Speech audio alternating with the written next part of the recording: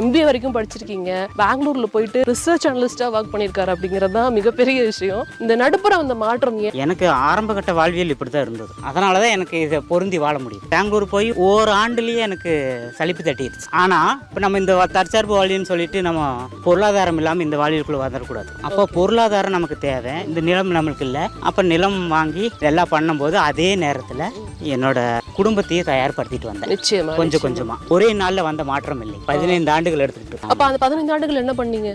பெங்களூர் தான் இருந்தீங்க. 15 ஆண்டுகள் பெங்களூர் தான் இருந்தீங்க. 15 ஆண்டுகளில் பார்த்துட்டிங்கன்னா 10 ஆண்டுகள் எடுத்துக்கிட்டது. ஏன்னா எனக்கான பொருளாதார பண தேவைகள் இதெல்லாமே வந்து இந்த நிலத்தை வாங்கறதுக்கான பண்ணினேன். நான் இந்த நிலம் வாங்கினதுக்கு பிற்பாடு குடும்பத்தை இந்த மாதிரி ஒரு சூழலுக்கு தயார்படுத்துறதுக்கு 5 ஆண்டுகள் எடுத்து முழுமையாக அதுக்கான வாழ்வியலுக்கு இதுக்கு தகுந்ததுக்கு பிற்பாடு தான் நான் வேலையை விடுறேன். பிரமிக்கிற ஒரு விஷயம் என்ன அப்படின்னா, அங்க கல்லு மணலா மேடு பள்ளவமா இருந்தது. இவங்க எப்படி இதை ஃபிளாட் பண்ணியிருக்காங்க அப்படிங்கிறது தான். இது வந்து டெய்லியுமே சாணி வச்சு முழுகு.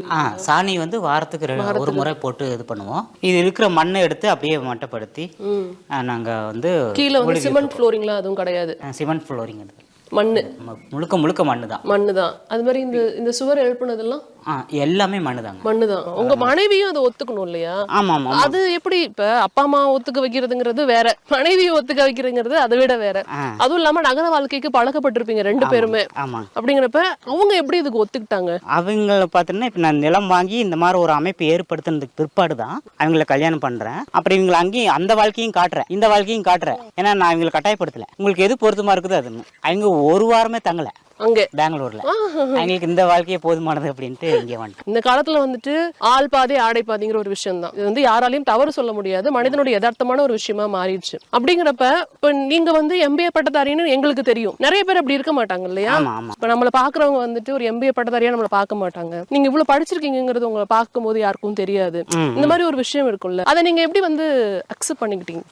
அதை பார்த்துட்டீங்கன்னா முதல் உடைச்சதா அந்த விஷயம் தான். சரியான கேள்வி. ஏன்னா நமக்கான ஒரு அடையாளத்தை நம்ம வச்சுக்கிறோம். MBA பெங்களூர்ல வேலை செய்யறான், கம்ப்யூட்டர்ல வேலை செய்யறான் அப்படிங்கிற ஒரு முகம், இந்த அடையாளத்துக்காக நமக்கு ஒரு தோற்றத்தை வச்சுக்கிறோமா? அது எதுக்கு? வேண்டாமே. நாமாவே இருப்போமே. எனக்கு பிடிச்ச மாதிரி நான் இருக்கேன், சரிங்களா? எனக்கு போதுமானது இதுக்கு நான் தயாராகிட்டேன். முதல் உடைப்பு இந்த வாழ்வியலுக்கு வர்றது முதல் உடைப்பு. நான் நானாவே இருக்கேன். யாருக்காக நான் எதுக்காக மாத்திக்கணும்? மனைவி, வணக்கம். அண்ட் தண்ணி, இந்த செம்பையும் ரொம்ப அழகா இருக்கு. ஃபர்ஸ்ட் வந்து நாங்க முழுக்க மழை நீர் தான். இதுல எதுவுமே வந்து நாங்க நிலத்தடி நீரோ ஆற்று நீரோ ஊற்று நீரோ எதுவும் கிடையாது. மழை நீர் சேகரிச்சு தான் எங்களோட முழு வாழ்வியலுக்கும் பயன்படுத்திட்டு வரோம். இப்போ வந்து பித்தளையில கொடுக்குறீங்க. பயன்படுத்துற பாத்திரங்கள் எல்லாமே அதானா? இல்லைங்க, இது பாத்திரங்கள் எல்லாமே அதுன்னு சொல்ல முடியாது. நாங்க சொம்புக்கு இது பயன்படுத்துறோம், குடிக்கிறதுக்கு. மற்றதெல்லாம் எது இருக்கோ அதை தான் பயன்படுத்திட்டு இருக்கோம். என்னங்க இது இவ்வளோ பியூரா இருக்கு? ஆமா, இந்த வாழ்வியலுக்கு மிக மிக முக்கிய காரணம் எங்க வீட்டில் தான். நான் சும்மா பெருமைக்கு தான் பேசிட்டு இருக்கேன்.